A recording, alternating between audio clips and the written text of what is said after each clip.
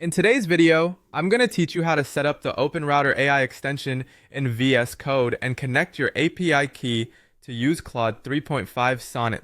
Start by opening Visual Studio Code. On the left-hand side, click the extensions icon to open the extensions view. In the search bar at the top, type OpenRouter AI.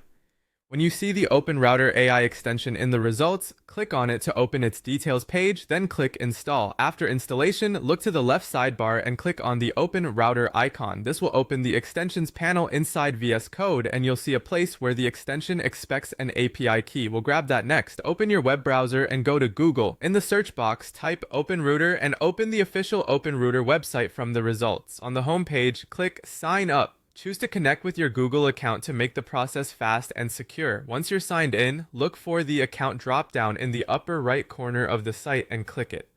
From the menu, select Keys. On the Keys page, click Create API Key.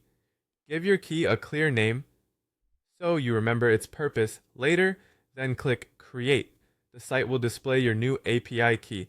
Copy it and remember to keep it private. Don't share it publicly or include it in screenshots or code you plan to publish. Now switch back to VS Code.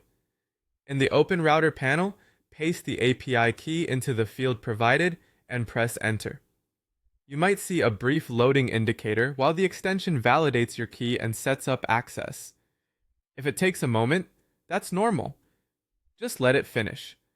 Once everything loads, look within the extension interface for the model selector.